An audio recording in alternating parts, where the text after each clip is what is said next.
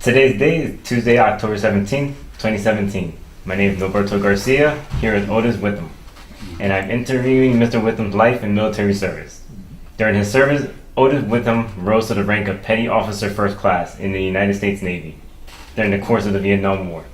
He was a fire control technician.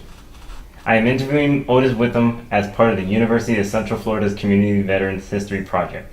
This interview is being conducted at University of Central Florida's Coburn Hall in Orlando, Florida. And Mr. Windham has agreed to allow this interview to be recorded. Mr. Windham, could you start us off by telling me when and where were you born? I was born in the free state of Jones, Laurel, Mississippi, and I don't know if you've seen the movie about the one county that seceded from the Confederacy during the Civil War. Well, that was it. So my city has kind of like a unique reputation, even though it's in the South, it's in Mississippi. It was founded by a businessman from the state of Iowa who came there to harvest our timber. So we had quite a different history than a lot of Mississippi places. So it was very friendly to African Americans, and while it was not perfect, it was not the North, it was as good as you could probably get living in Mississippi during its time. So I went to a school called Nora Davis, my elementary school. My mother was the secretary at our high school. We only had one African American high school in Laurel, and she was there for as long as it existed. So it eventually in 1970 was transformed into an integrated school, and she continued to work there until she retired in the 90s. So I graduated from Oak Park High School in 1964. I was sixth in my class academically, even though I was not a serious student. I never considered myself that. But I received a scholarship to go to Jackson State University for music and academics. So I went there for a period of 3 years. I kind of lost interest in college and found myself looking at the south end of a draft notice. So my opportunity there was to select the U.S. Navy as an opportunity. So I enlisted in the Navy. Got into their advanced electronics program, and that's how I got into fire control technician A school, which was a year and a half in Bainbridge, Maryland. Nothing more than electronics, fire control systems. Went from there to a B school in Great Lakes, Illinois, which is a specific training fire control technician guns, where they teach you all the mechanics of how to deal with fire control gun systems. So When you enlisted, what was your family's reaction when you told them the news that you were enlisting? Well, they were quite disappointed. I would have been the first person, and I still ended up being the first person to graduate in my family, from college. So, but they were disappointed at the time. But I knew that things would get better. I would eventually find my way back to school. So, but military was quite different from college, a little bit more serious. I was quite excited about going there and doing something different, being on my own, being independent. My first assignment was to the USS Summers, guided missile destroyer in Long Beach, California. So we did Western Pacific cruises, which included Vietnam duty. We did shore bomb support for the Marines in South Vietnam. So out of all the branches, why the Navy? I don't know. It just felt right. When I went down and I saw the Navy recruiter, I didn't really want to get into the Marines. Didn't care for that mentality. I guess even though we liked the Marines, but I just thought Navy was more suited to me, my personality, what I wanted to do. So, where did they send you for starting boot camp? San Diego was my first taste of the Navy. My boot camp, 6 weeks. Training, 8 weeks training, but after that I received my A school training orders to Maryland, and at that time, everybody's at the end of A school, everybody was looking forward to B school. I got mine in Great Lakes, Illinois, which is just outside Chicago, and from there you went to your ship, so everybody was looking to get ships. And at that point, I'd never been to California other than boot camp in San Diego, so I was quite excited about, getting assigned to a ship in Long Beach, California. So, what was your first thought when arriving to boot camp? What was your first thought? Oh, I was terrified. It was terrible. I get there, and one day it's raining, it's cold, you never get warm, I was a smoker at the time, so you couldn't smoke, until they told you it was okay to smoke. That famous term, the smoking lamp is lit, allowed the sailors to take a break and go out and get a cigarette. I smoked for 10 years of my life, from 17 to 27, and the best thing I ever did for me is to quit smoking, believe it or not. So, but other than that, the food was pretty good. The training was rigorous. It was all the time. You were up early in the morning, 6 a.m. You were out on the parade ground, dressed and ready to march. Yeah, that was what was boot camp like? It was. It was very, very stressful. Swimming, you had to do swimming qualifications. So, wasn't a strong swimmer, but I managed to get around, my swim quals.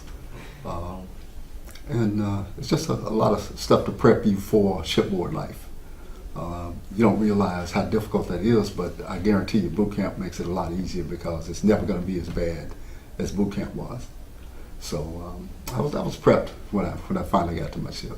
I feel like I was mentally ready. And how long was boot camp? It was 8 weeks. 8 weeks. 8 weeks. All right. Do you have any favorite memories of boot camp? No, I'll be totally honest. No favorite memory. Well, as it turned out, because I'd been a band member, I did so much of the regular boot camp, and then I transferred into the boot camp band. So yeah, we did. We went on trips. We played for events and things like that. So I got a chance to visit this little town called El Centro, California, but I'd never been to. Seen a town like that. It's kind of like in the desert, and it's just something different for me that I'd never seen before. So that experience is memorable. Yes, it is. So upon graduating boot camp, what were your last thoughts? Well, my last thoughts was,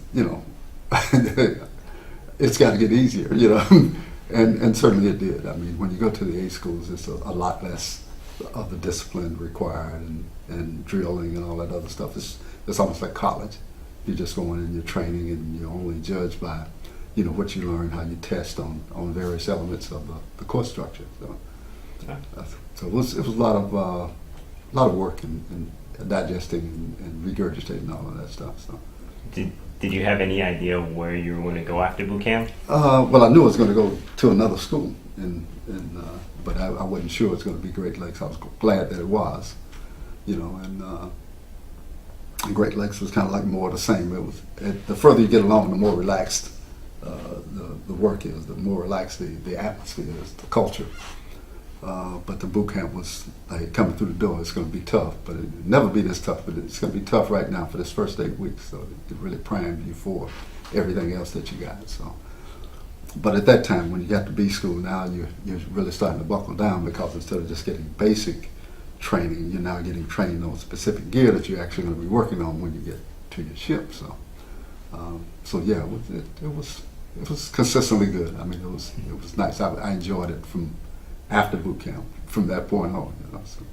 So how many ships were you stationed on during your time in the service? I was on 2 guided missile destroyers, USS Summers. As a matter of fact, it was a great ship. They used to call it the Super Summers. We used to fly Superman's flag, And I was on the USS Claude B. Ricketts in Norfolk, which is another guided missile destroyer.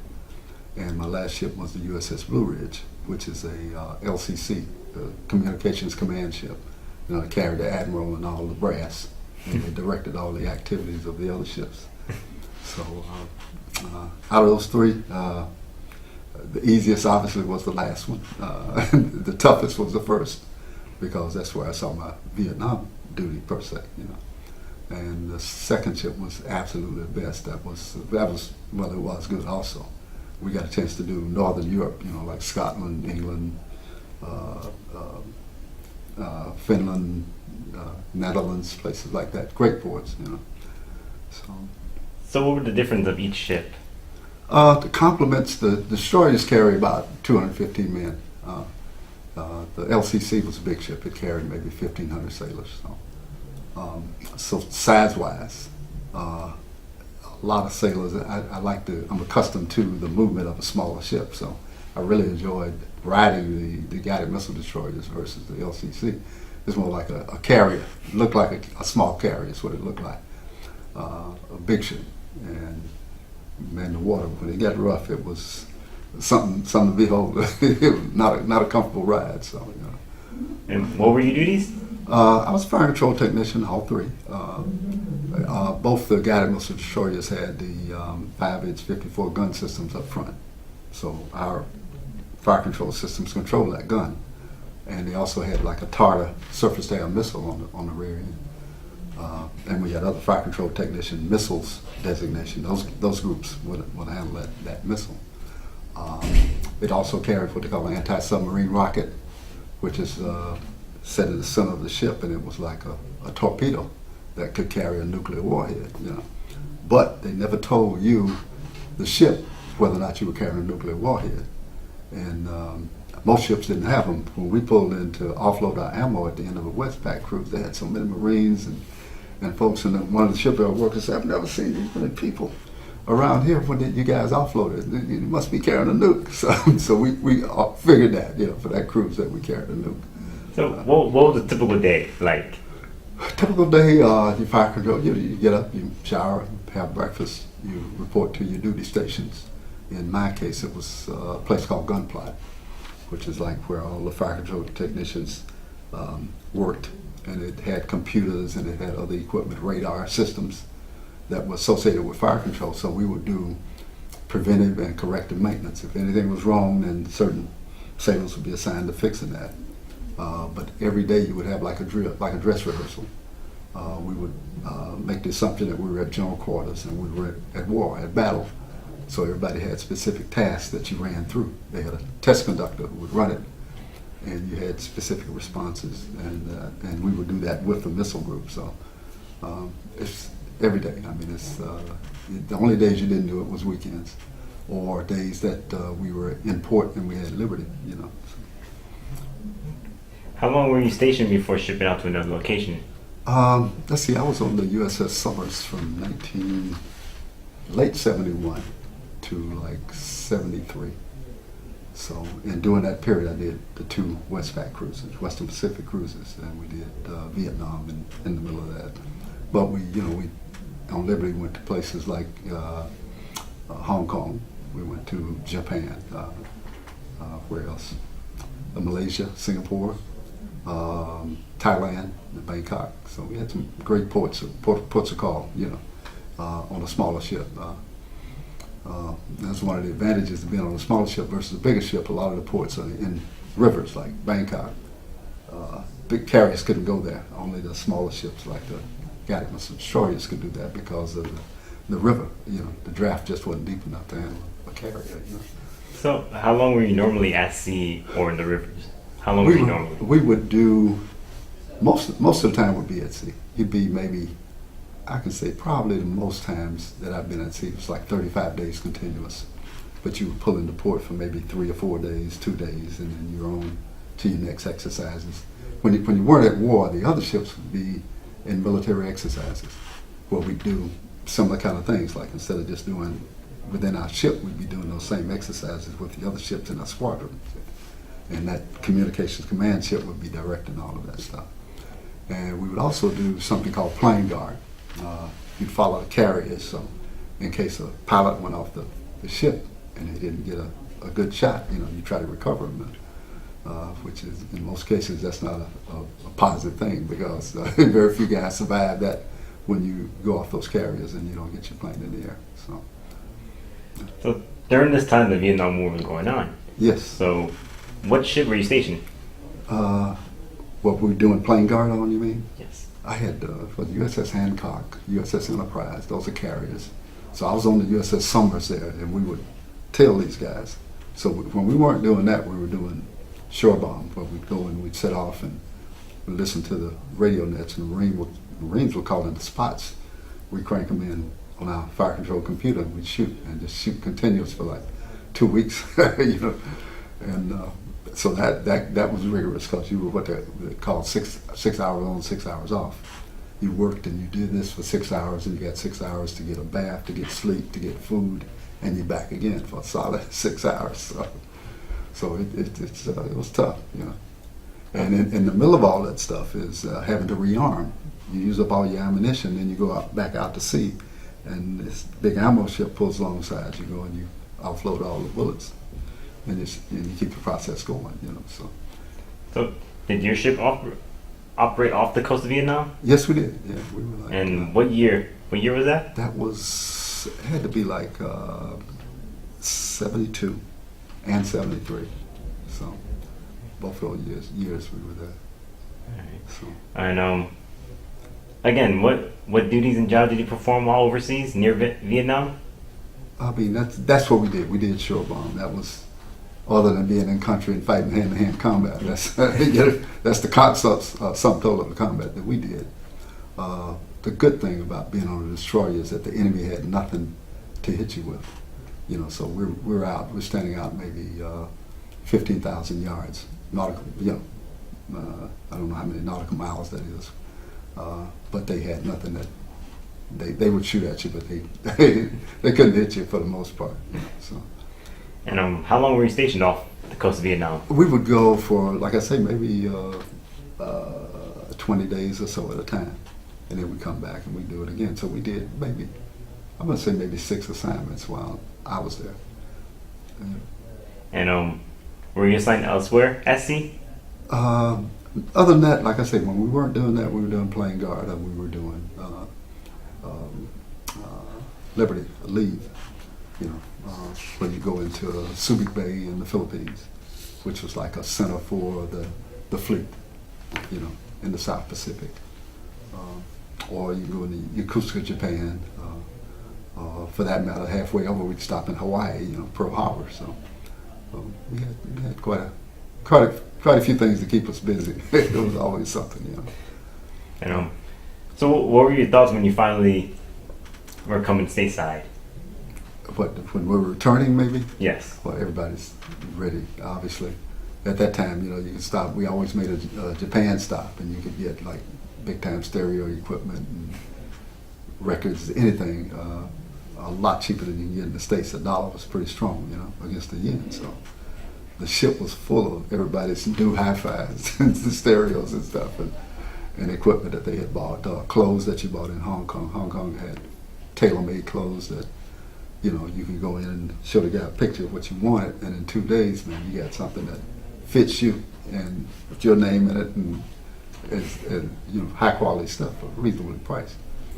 So yeah, we were. But you know, by that time, a lot of people were married, so you're ready to get back home to family, and it was a big deal when we came back to Long Beach.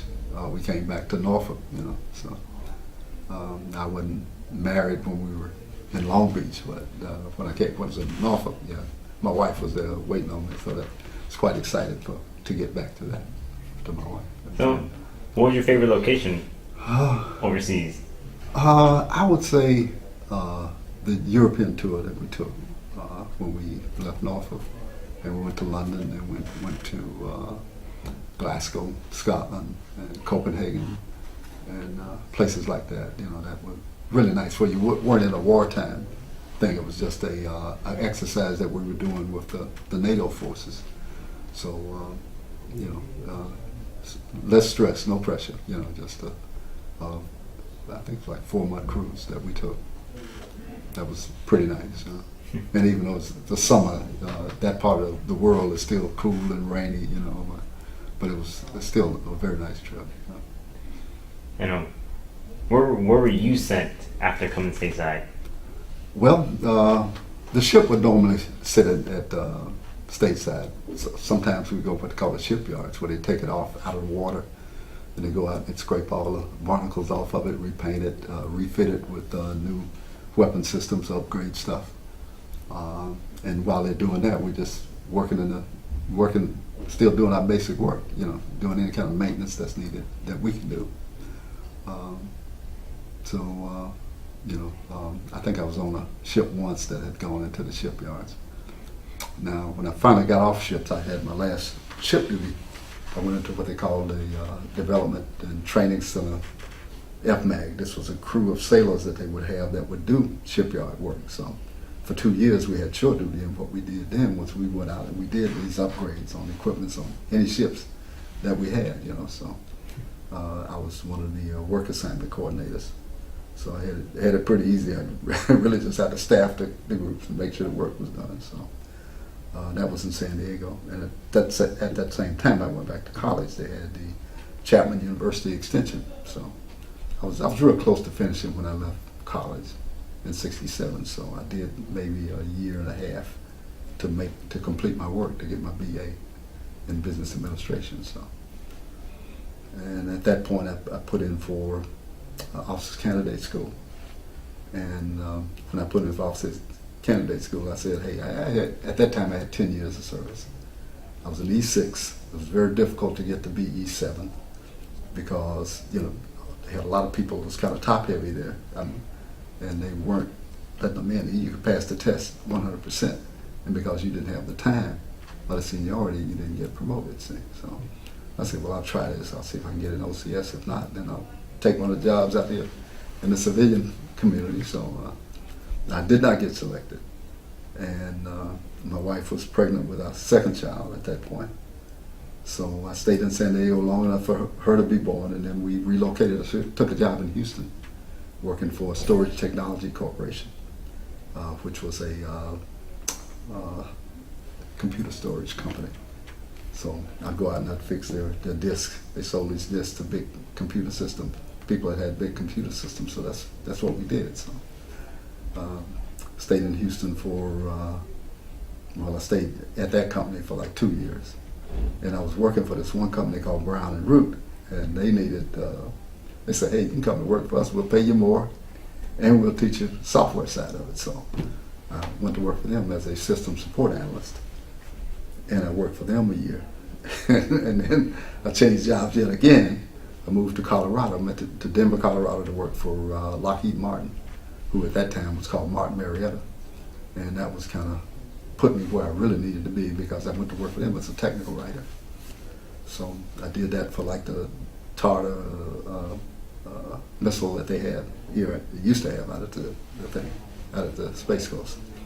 And kept up some of the maintenance documentation. Now that wasn't very challenging. I mean, it's just strictly you write certain things per certain specifications. And I left them, I transferred with them back to New Orleans, which is near my home in Mississippi. And I worked for them there a couple of years also. And then I went to work for USDA, United States Department of Agriculture. One of my managers, who had been my manager at Lockheed there in New Orleans, went to USDA, and he recruited me to come to work for him. And that was a great job, by the way, because I could take all of my military seniority as a government employee. And I was actually elevated to like GS-13, which at that time was pretty good for, you know, those times. but as it turns out, you know, things change in your life. And I was looking at a city like New Orleans and raising kids, and it just wasn't that great of a place. You know, my son, my middle son, who actually ended up going to school here at UCF, you know, and he thanks me today, said, Dad, I'm glad you moved to Orlando, but I came to work for Xerox here in Orlando, and I worked as a technical writer, but what was called a markets watch analyst. They did software development, and they had competitors. So what I would do is I would go to all the conventions and I'd look at the competitor software, and I'd, you know, do write-ups as to where that competitor is, what features, functionality, as compared to where we were. So, you know, that was a pretty good job. But then my boss left, so I had to get into another job. So I ended up managing the data center for Xerox here in Longwood. And I did that for a few years, and then consolidation occurred. You know, Xerox said, we got too many data centers, we've got to consolidate all these. So they consolidated them, and then I had to find a new assignment. So from that point, I went to DC, Washington, DC, and worked in Xerox sales. And Xerox sales took me to Xerox Business Services, where, I don't know if you're familiar with them, they're kind of not around anymore, but they do. What they do is they come in and bring equipment, people. They do all of your reproduction services, and the company would not have to hire people or anything like that. It would be, you know, we pay one check to Xerox, and you do all this for us. So I had maybe 15 accounts that I was responsible for there in DC, Baltimore area. And then one big opportunity came up to come back to Florida, still with business services. where we did the national contract with Lucent Technologies, which was based here in Orlando. So, but even though we were based here, it was a national contract for all the Lucent sites in America. So I did that until my layoff with Xerox was in 2002. But I actually retired. I had 15 years, but I was close enough to 55 to where they would do what they call bridge your retirement. So I retired and actually set out for a year trying to figure out what I was going to do next. Now, retracting back a little bit. So, what was your reaction when you're achieving the rank of petty officer first class? It was great, but like I said, I knew that I probably wouldn't go much further because I saw so many other sailors in that position that I was in that were not able to advance. Some stayed, some got out. So a lot of people got out, went back to school. If they were in pretty good specialty like fire control technician, there were plenty of jobs out there for you. You could be anybody's field service technician working on electrical equipment, electronics equipment, working for the computer vendors or working for hospital equipment vendors. So I got friends that got out at that time and they stayed and retired from those companies. But I knew that even though I was doing that, that wasn't truly what floated my boat. There were things in life I wanted to do, and while it was okay, and I had this technical inclination, I always want to get in the middle of things. In terms of a career, it was not going to be what I wanted to ride the rest of the way. So. Huh. Was it a long process to get to that? To that realization, you mean? No. To get the petty officer first time. Was it a long process? It was not a long process. I was first class in 5 years, and I stayed in roughly 9. So I was first class for like 4 years. And whenever the test came up for E7 chief, like I said, either hadn't been in rate long enough, I had not been in E6 long enough, and then when I was in E6 long enough, I took the test and I couldn't pass based on seniority. So it was kind of like there were a lot of people in at that time who had rank, who were looking to move up, and so you were competing with a large population of sailors that had the same ambitions that you did. So obviously you have to kind of distinguish yourself in terms of skill and where you apply yourself to be able to advance in the military. So I tried some things, they didn't work, so I said, hey, I need to move further. So what year was that realization that you wanted something more? That was probably 75. 75? When I got off my last ship and I went to shore duty. And I saw, things that I could do, what my real skills were, my leadership skills, management skills. They're not being used here in the assignment that I have. Now, my last assignment allowed me to use a lot of that, because my chief would say, I'm gone for the day, and throw everything to me, and hey, we get it done, so. But yeah, I mean, I knew then. That's why I applied myself and I finished my schooling, and then that gave me more opportunities. When I actually got out of service, I had two job offers. One in Mississippi to work for the shipyard in Pascagoula, and one to work for a storage tech as a field service tech in Houston. Well, I'm from Mississippi, so I really wasn't excited to go back there, but Houston was very exciting to me. It's a big city, cosmopolitan, a lot of opportunity, and just someplace I wanted to live. So we enjoyed living there. But again, now an opportunity presented itself to move to Colorado, and Colorado is Colorado. That's actually one of the best places in America, maybe even the world to live, I think. So I enjoyed my time there. Before deciding to leave the Navy, what was your favorite ship and location? What was your favorite? My favorite ship, I'd say the last one is probably the Claude B. Ricketts in Norfolk.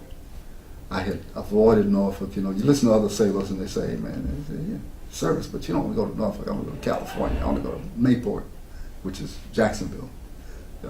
And I had been none of those places, so. But I did know that I wanted to go to California, so I was quite excited to get to Long Beach. I had family there, so. And it was great place to be stationed in, you know. So it was good. I enjoyed that. But my favorite was absolutely Norfolk. What happened that was significant in my life at that time, I learned the game of golf.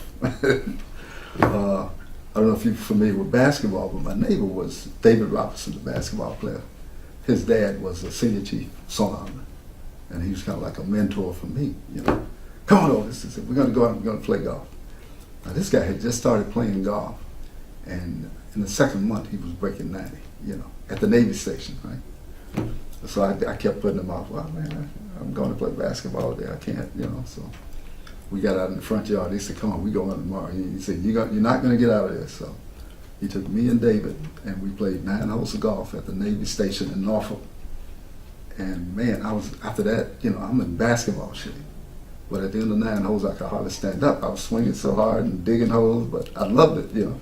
I probably hit 2 good shots all day, but those 2 good shots made me like the game of golf. So I've been playing that since I was 25 years old, and that's how I was then at the time we went out, you know. So,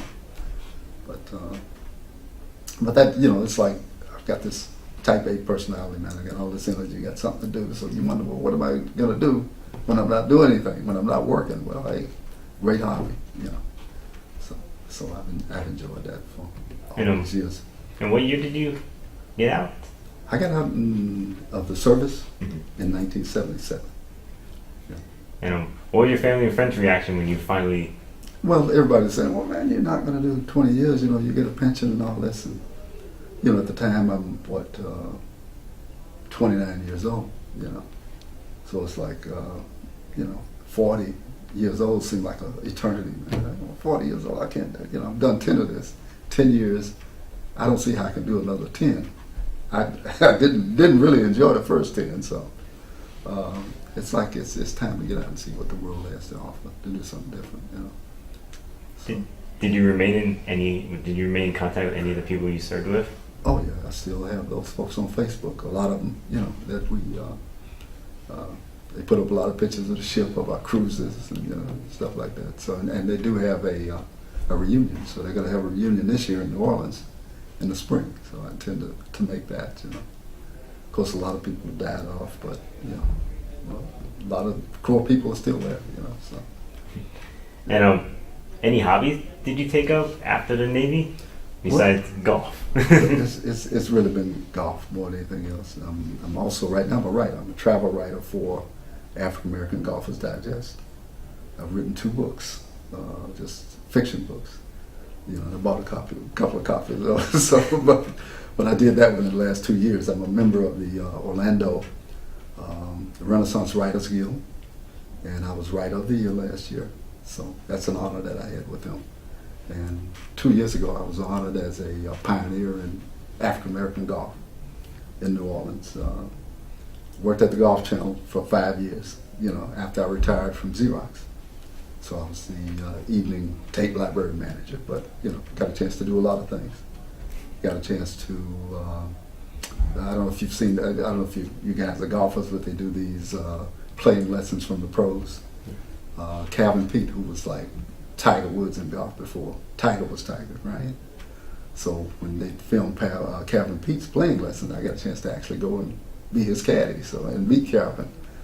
And as it turns out, I had done a piece for Golf Channel that they did on them, of Where Are They Now piece, and I did the voice for it. So first thing Kevin told me when he saw me, he said, "Hey man," he said, "you did a great job for me on that piece." He said, "You made me look better than I am." So we got to be friends based on that. But yeah, I'm pretty much involved in that. I've also supported junior golf programs. There's a program here in Orlando called TILO Junior Golf.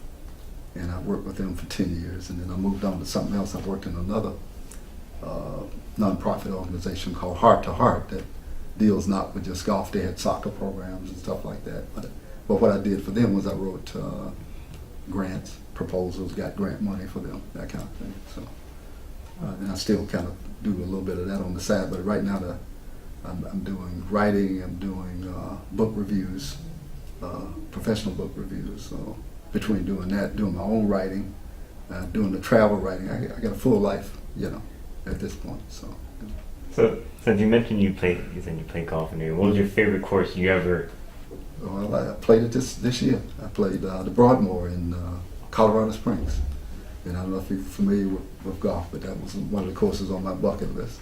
And obviously I have that, Pebble Beach, a lot of courses that I have not yet played, some that I have, but Broadmoor is just pristine. It's unbelievably beautiful, you know.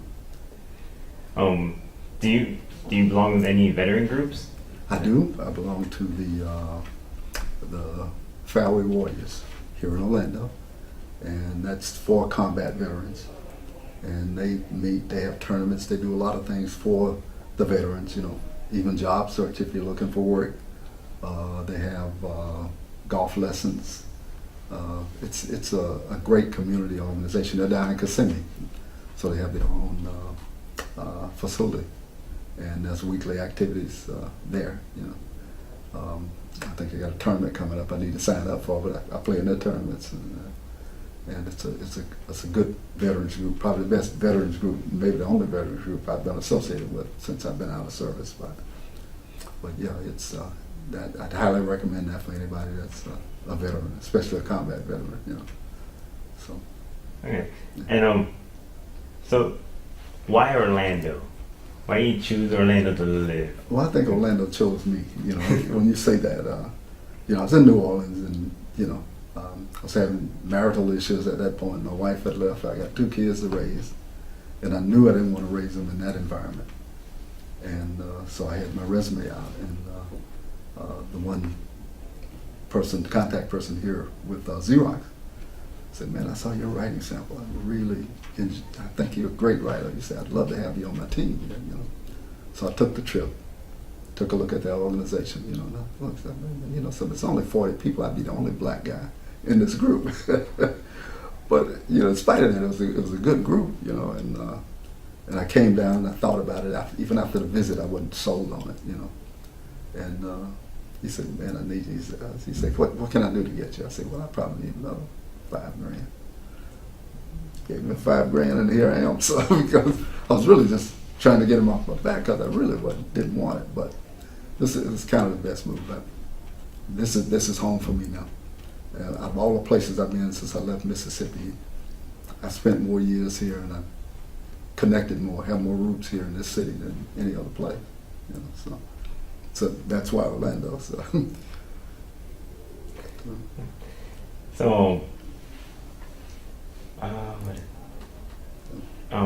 So you got to apply all your military training to your civilian life. Yeah, it opened doors for me.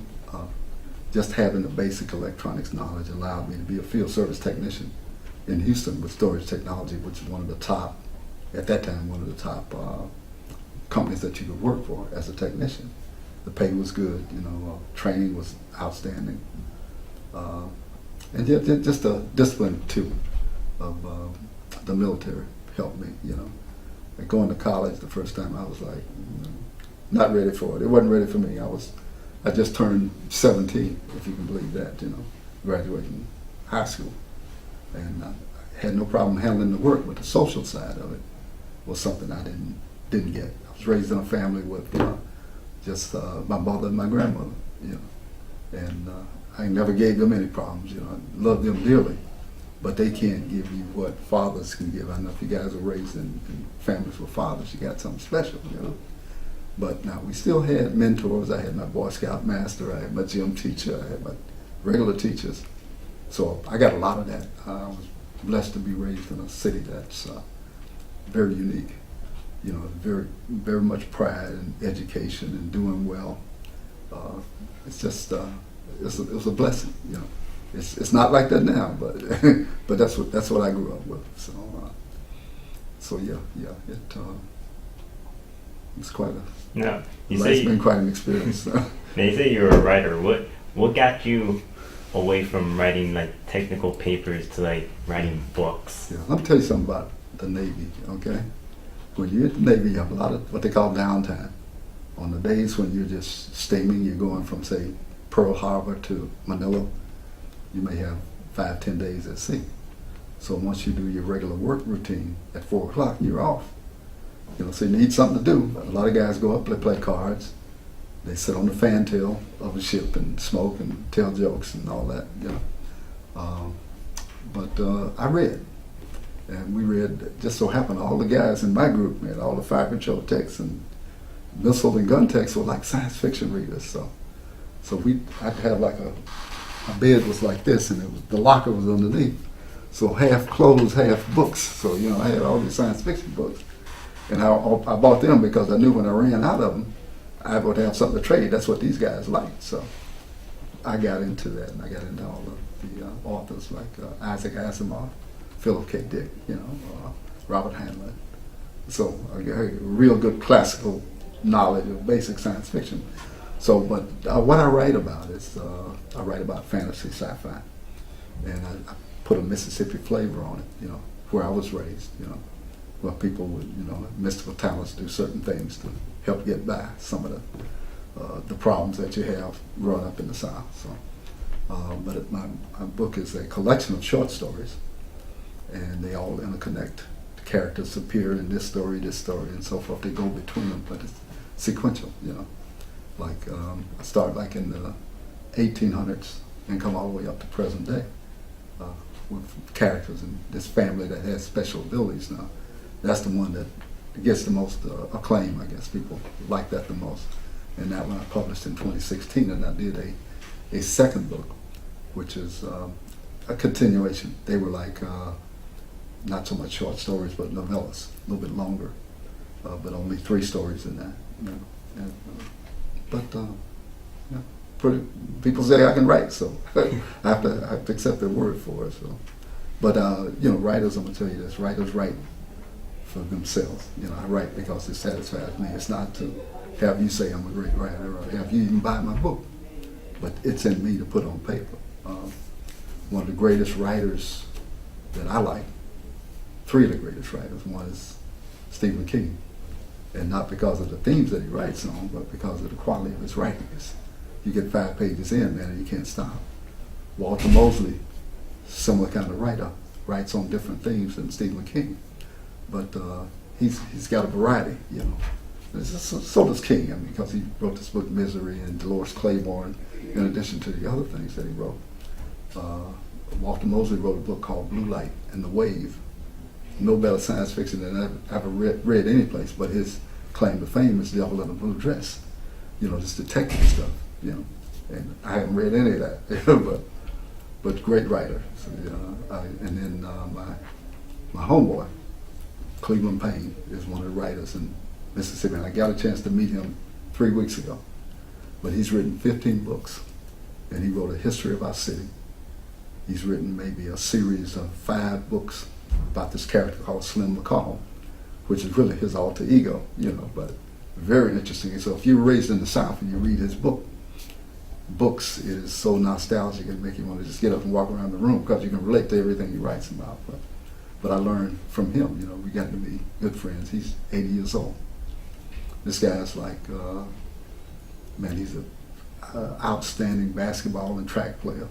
In 2006, I think he was like won the senior Olympics in his age group.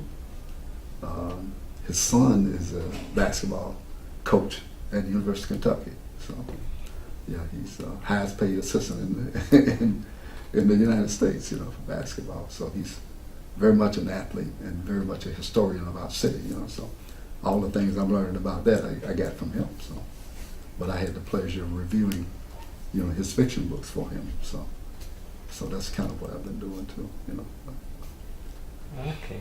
So, any additional information you want to tell me? Any extra military that's experience? About my family now. Yeah. After military, you said your kids, one of your kids came here, or both of them came here. What are they studying? Well, I have three sons, and I have a daughter.